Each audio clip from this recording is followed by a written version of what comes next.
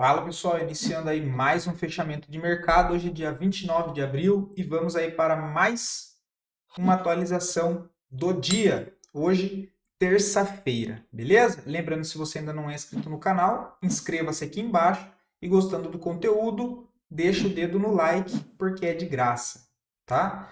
E lembrando pessoal, fico sempre à disposição de vocês lá pelo meu Instagram também, beleza?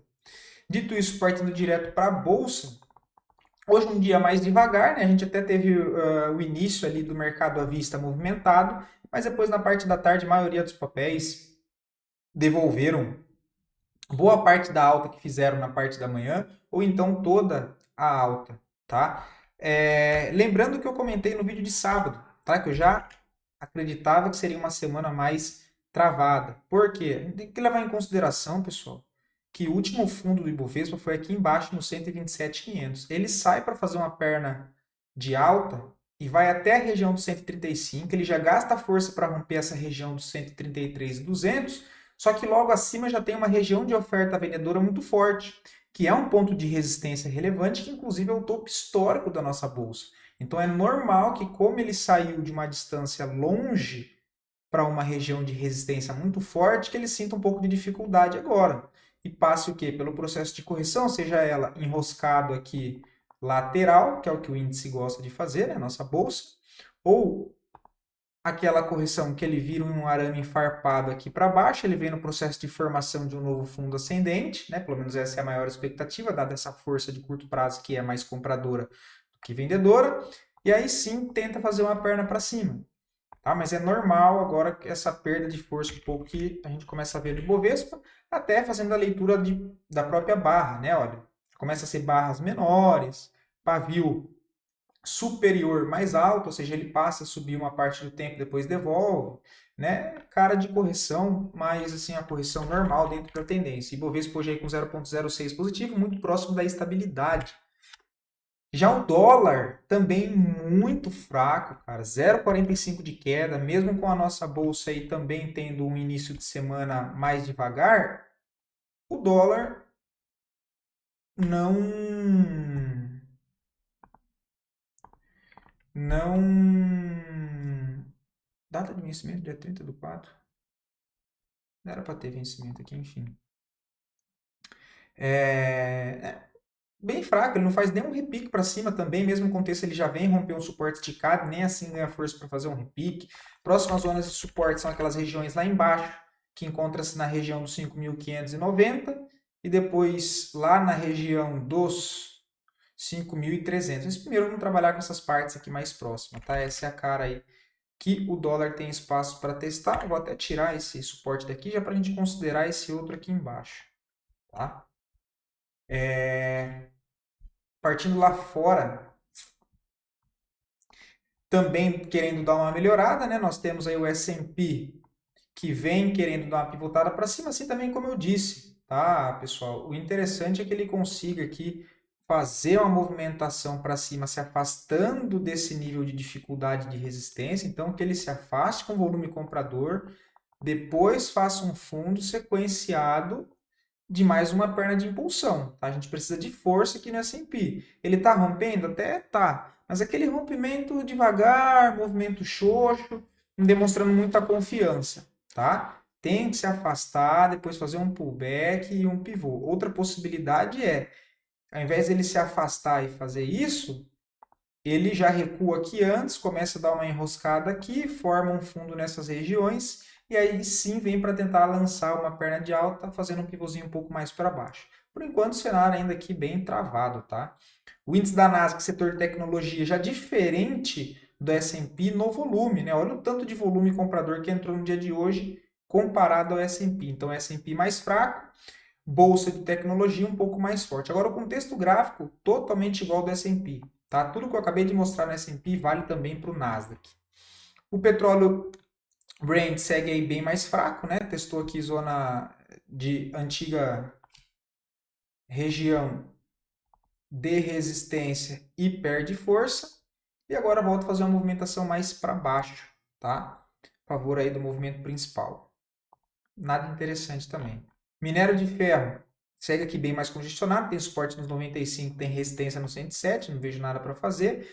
DXY segue também bem fraco no dia de hoje, também congestionado. Tá? Tenta fazer o repique para cima, não tem força. Tenta cair, também não tem força. Está bastante esticado da média de referência, que é a média móvel de 20. Olha aqui, dá o parecer da força no movimento, tá vendo? Olha, toda vez que ele retorna a média móvel de 20, ele sente pressão novamente, tanto para cima quanto para baixo. Tá? Então a gente vê que ele esticado da média móvel de 20 tem dificuldade para desenvolver o movimento. Tá? Isso não vale só para o DXY, né? Vale aí para a maioria dos papéis que usam essas médias, não que usa, mas enfim, você consegue, pelo menos a maneira que eu utilizo é interpretar essas médias como regiões de fonte de energia para o preço, seja para cima ou seja para baixo, tá? Hang Seng também está bem travado, Bolsa da Rússia também deixou aqui um padrãozinho de reversão de movimento de curtíssimo prazo e pode retomar a movimentação principal, deixando aqui um topo mais baixo que o topo principal anterior e voltar para testar fundo lá nos 26, tá? Então aqui a gente conseguiu mapear muito bem, a gente já exclui, identifica que tem essa região importante aqui, olha, de resistência, e depois tem outra lá em cima, né? Isso aqui para a bolsa, eita, para a bolsa da Rússia. Vamos ver lá embaixo. Deixou suporte agora aqui, né? Ele vem e falha, o mesmo contexto que eu sempre mostro nas ações para vocês, também aparecendo, né? Acontece nos índices. Ele perde o fundo, começa a falhar, volta a fechar acima, depois retoma o movimento para o lado contrário. Enfim, tem nada agora, né? A venda ali já foi. O Dow Jones também, mesmo contexto de Nasdaq, mesmo contexto do S&P, porém aqui o volume é ainda mais baixo, movimento fraco, e nem rompeu ainda a linha de tendência de baixa. O primeiro passo é nós esperarmos ele romper pelo menos essa linha de tendência de baixa, tá? Para retomar aquele sentimento mais confortável de possível entrada novamente verdadeira de fluxo comprador. Eu ia falar o dólar, né? Mas o ouro passa pelo processo corretivo, tá aqui enroscado, mesmo contexto, olha lá, afastamento da média de preço dos últimos 20 dias, ele começa a enroscar, movimento muito esticado, né? Sempre acontece as correções, começa a ficar aquele movimento mais complexo, que é os processos de correções, né? Então ele nem se aproxima da média móvel de 20, tá? Mas segue forte tendência de alta, próximo alvo no topo, né? 3.515, depois acima disso 3.690. A prata só acima dos 75, 70 não, perdão, dos 35 dólares, né? Bem travada. As criptos também estão bem paradas. Bitcoin travado nessa região de resistência de curto prazo, né? Uma zona aí bastante forte de oferta vendedora, né? Só olhar aqui, olha a pressão que tem de venda nessas regiões. Foi a última pernada expansiva de baixa forte. Depois da correção entrou outra pancada de baixa aqui numa única só barra, com gestões anteriores, né? Então, uma zona aqui fortíssima de resistência pro Bitcoin, tá? Ethereum, mesma situação, também está travado aí nessa região de resistência, tem muitos pontos de resistência muito próximo do outro, normal que o preço sinta dificuldade, principalmente quando a gente vê que o Ethereum, né, que é o ativo, ainda segue bem fraco também. Polkadot lá em zona de suporte, não vejo nada aqui. A VAX também está bem travada, precisa de pivô de alta. MakerDAO, a mesma situação. AVE, mesma situação. Vamos para Ondo, o SDT. Segue também ainda fraco dentro daquele OCOI. E Link também segue fraco, em muitos pontos de resistência próximo um do outro. Tá? Dito isso, partindo para a nossa bolsa, os dois melhores as duas melhores performances do dia, em sequência das duas piores performances. E lembrando, caso você gostaria de ver análise de alguma outra ação em específico, só deixar nos comentários que eu sempre trago análise para o dia seguinte.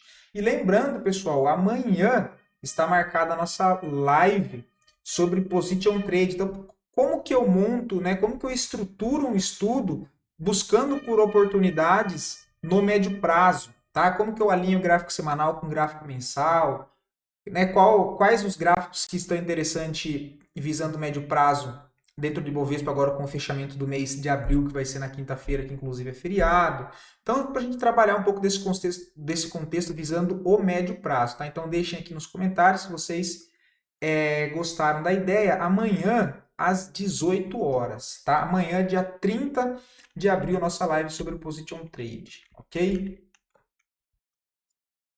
Dito isso, Pecar segue subindo forte, né? Não vejo nada para ser feito agora, precisa de uma correção um pouco mais forte, segue subindo em linha reta. Quem pegou tá ok, só conduzir os stops de curto prazo para os novos fundos deixados. O último fundo aqui nos 3,58, quiser apertar mais, for de curto prazo, 4,22 a zona de suporte ajustado. Cogna 3, mesma situação, né? Precisa alinhar ali o gráfico semanal, bastante esticado, olha. Bastante esticado o gráfico semanal, longe da 9, fez uma movimentação em linha reta, começa a chegar próximo a regiões de oferta vendedora, com um movimento esticado, normal que comece a se arrastar no gráfico diário, tá? Já senti mais dificuldade para subir. Seria legal se voltasse a fazer uma correções para essas regiões, ó. Eu queria assustar no gráfico diário, mas esse seria só o alinhamento do semanal. Azul já era, né? 1,74, não vejo nada para fazer. Natura também bem fraco, congestão em fundo, tendência principal de baixa no curto prazo, não vejo nada para fazer. Deixa eu só ajustar essas linhas aqui. Ele perdeu esse fundo. Tem oferta aqui também. Mas o movimento está bem fraco, né? Ele vai perder uma zona de suporte aí. Deixa eu ver se é mínima. Não. Mas é uma zona de suporte muito antiga, olha. Lá de trás, 8,60. Se perder essa região começa e não entrar força compradora nesse buraco aqui, olha, continuar armando pivôs de baixa, fica bem feio. Mas por enquanto não vejo nada. Itaúsa também, olha lá quem cravou o nosso alvo no dia de hoje. Olha lá. Itaúsa, qual que é o contexto? Padrão de alargamento no gráfico semanal que eu trouxe para vocês. Aqui, olha, desde essa semana aqui, né? Ou seja, 3 semanas atrás a gente comentou de possibilidade de compra em Itaúsa para tentar carregar a tela em cima, né? Para quem ainda não tivesse posicionado. Padrão de alargamento e também confluência com o alvo do primeiro pivô que deu início a toda essa forte movimentação de alta. Que foi essa movimentação, expansão, contração, movimentação forte de desequilíbrio de preço, pivô no gráfico semanal. Né? Ele quebra aqui a cabeça, olha. Pivô que sai de toda essa congestão aqui anterior.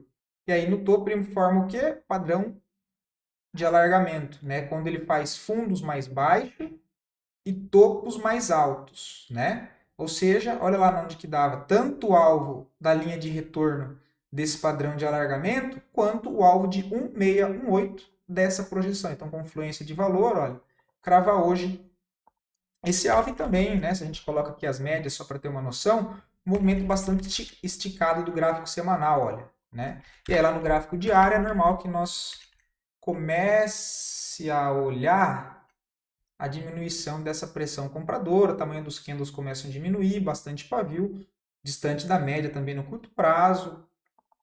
Ideal é que faça correção. Essas zonas aqui próximo de média móvel de 20 no gráfico diário sempre é boas regiões, ou com aquela correção aqui mais lateral. É o que eu vejo. REC V3 a gente comentou no gráfico de sábado, no vídeo de sábado, que deu venda, né?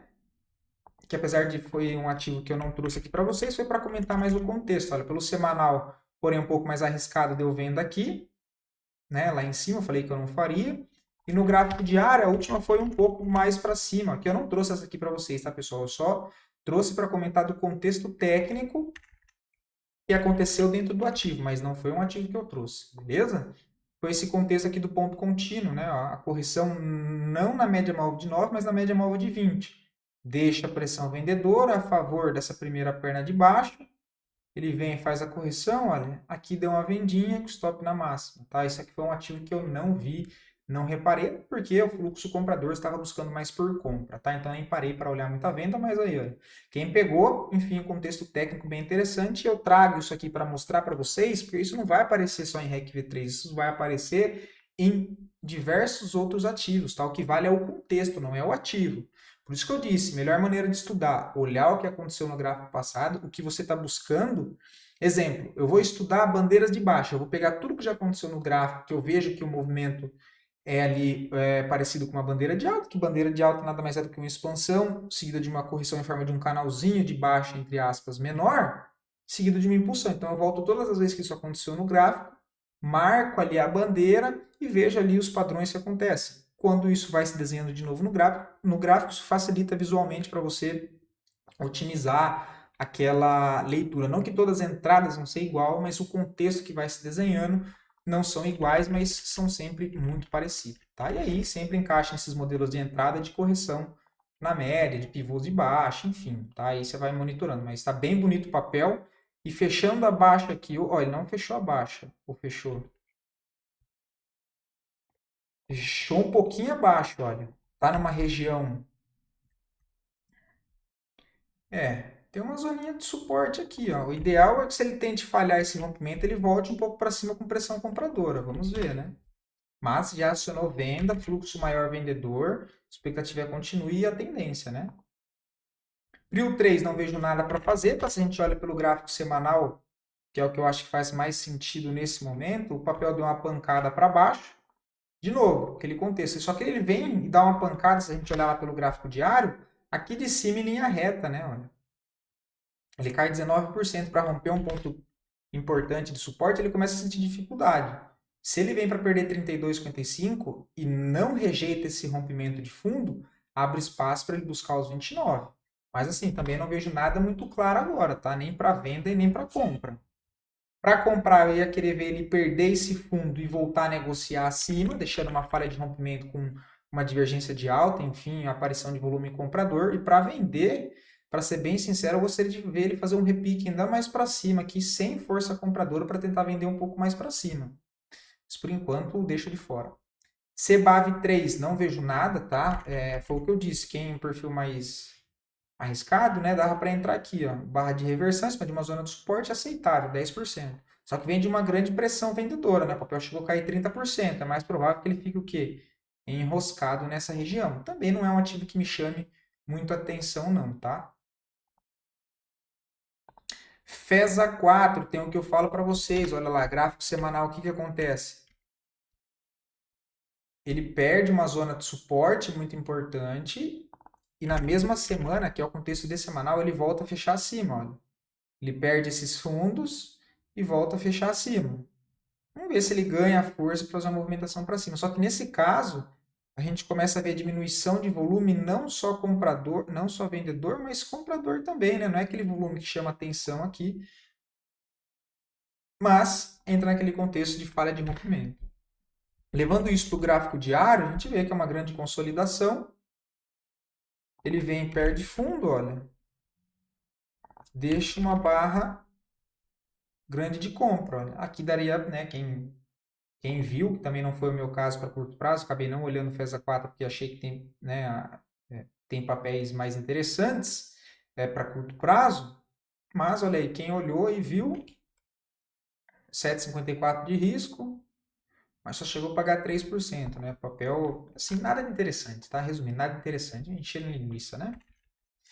Cara, esse aqui, DEC 34, não tem muita liquidez, tem que tomar cuidado, tá? Tem que tomar bastante cuidado, olha. 375 mil, tá? Eu não recomendo, não. Eu gosto de operar ativos aí acima de 4, 5 milhões no mínimo, tá? Cara, tá no processo de correção, né? Diário muito ruim de falar, muito gap. Tem que olhar pelo semanal. Gostaria de ver uma compra mais para baixo aqui, ó, no 78. Ou então desenhar um pivô de alta próximo do rompimento dos 97. Mas aqui na onde tá também não vejo nada interessante, tá? Eu queria ver um pouco mais para baixo. E liquidez, né? Já não tem liquidez. Esse aqui falhou essa possibilidade de bandeira, foi buscar uma linha de tendência de alta de longo prazo. Mas assim, pessoal, o movimento lá fora está bem fraco, né? A gente vê a dificuldade que as bolsas lá fora estão de fazer uma reação ainda de todo aquele sentimento negativo. Então, assim, tá numa zona de suporte importante, mas ainda também não reagiu, né? Que é a Caterpillar, acho que é isso? Isso. Também, ó, rompe fundo, volta a fechar acima. No semanal seria no 109, stop lá embaixo, um stop de 10%, um stop caríssimo, porque é um papel que tem um valor nominal de R$ 108, tá? Caríssimo, são R$ 11 de stop. E no gráfico diário também é um papel que não tem muita liquidez. Então, de novo, particularmente não gosto de mexer com papel assim. Microsoft, mesmo contexto, né? Olha, vamos lá, primeiro gráfico semanal. Passando por uma congestão em topo, deixa eu ajustar isso aqui, deixa eu colocar uma linha só, que é o que é válido, é esse aqui. Trabalhando num processo de consolidação em topo, né? Ele tem, cadê? Esse fundo aqui, não é só uma linha, né? São regiões, que aqui já vale, não precisa testar aquela região. Sim, o papel ainda também fraco, né? No médio prazo, mas... No médio prazo não, nesse momento, né? Porque médio prazo tendência de alta. Mas ainda sem força. É o que eu disse, sentimento lá fora ainda de bastante incerteza, bastante dúvida, né? Então eu prefiro pagar um pouco mais caro nesses ativos, mas com uma confirmação melhor do que esse contexto que se encontra agora. A gente vê que não tem muita força, olha, o volume baixo, tem alguns picos de volume, mas candles muito pequenos, não tenho nenhum pivô, não tenho nada aqui, assim, eu prefiro ficar de fora ou operar nas extremidades, tá? Se ele voltar para perder fundo dos 83 e falhar de novo, uma compra mais aqui embaixo, mas assim, nada que me chame muita atenção. Beleza? Bom, vou ficando por aqui, espero poder ter ajudado vocês com mais um conteúdo, fiquem todos com Deus e até o próximo vídeo.